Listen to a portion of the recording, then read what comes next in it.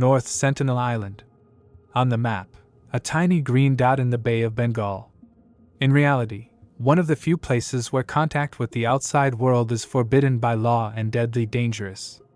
The Indian government has declared all of North Sentinel and the surrounding sea zone within a 5 km radius a tribal reserve. The policy is, observe, but do not interfere. Coast Guard ships patrol the waters to prevent anyone from landing on the shore and bringing diseases to which the locals have no immunity. This is the official position of the state, fixed in regulations. In 2018, American missionary John Allen Chow tried to illegally enter the island. He was warned that it was illegal and dangerous, but he still hired a boat and arrived by kayak. The Sentinels killed him on the beach. The authorities didn't even attempt to recover the body so as not to violate the tribe's isolation. The story became a worldwide reminder. Sometimes, no literally means life or death. Why this place is closed: to protect a vulnerable tribe and ensure biosecurity. Any contact could mean an epidemic for them, and for an intruder, a criminal case and the risk of never returning. Area 51. For half a century, Area 51 was America's main known place. It did not exist on maps. Access was classified. Top secret.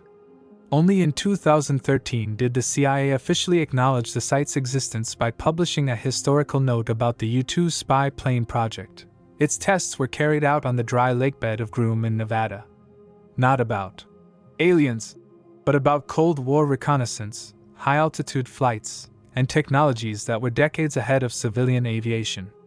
Today, the test range remains part of a closed U.S. Air Force testing complex.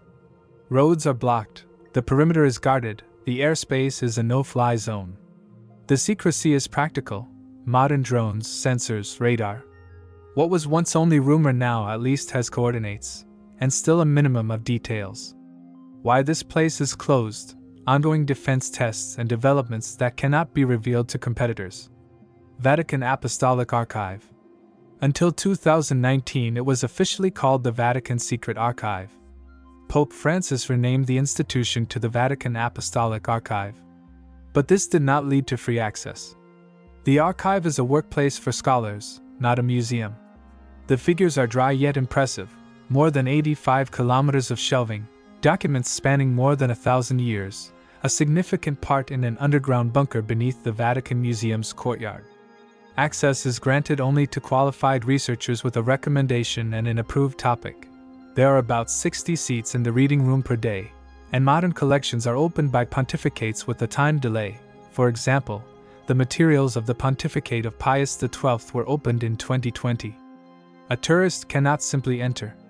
Why this place is closed: to safeguard a unique collection, provide controlled access for scientific work, and maintain strict preservation conditions. The Greenbrier Secret Bunker. During the height of the Cold War, beneath the five-star resort The Greenbrier, a facility was built under the code-named Government Relocation Center, a shelter for both houses of Congress in the event of a nuclear attack.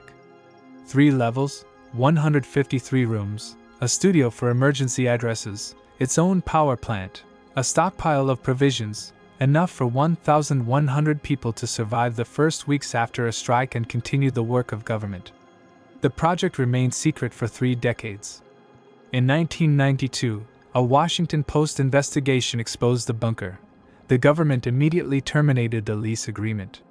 Since the mid-90s, part of the facility has been open for tours, but it is now a museum of the Cold War rather than an active evacuation site.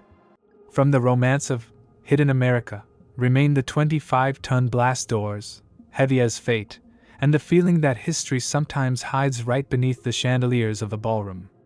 Why this place was closed before and is now limited in access until 1992, a state secret to ensure continuity of government. Now, a heritage site with controlled access. Snake Island. 33 kilometers off the coast of Sao Paulo lies a small patch of land, Ilha de Queimada Grande.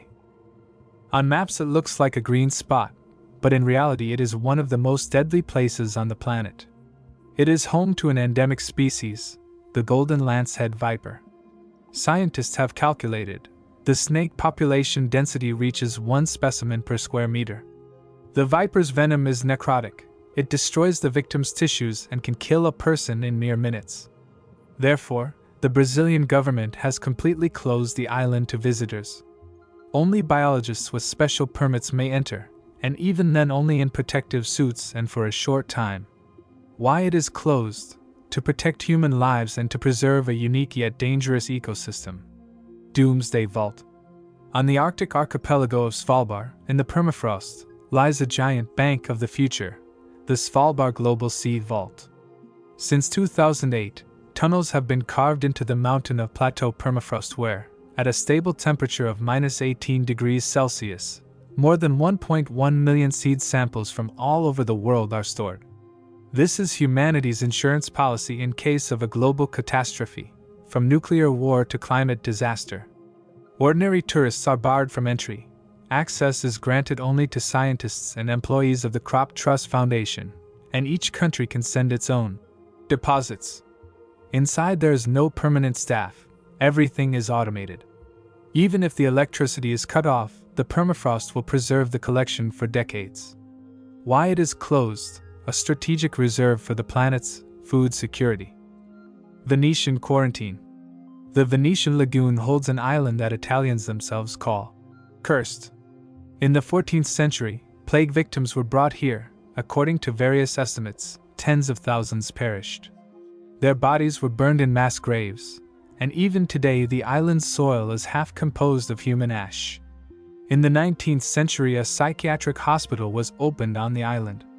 Legends say that one of the doctors conducted cruel experiments on patients, and then committed suicide by throwing himself from the tower. Since then, Poveglia has firmly secured its reputation as the Island of Ghosts. Today, the Italian authorities have officially closed it to visitors.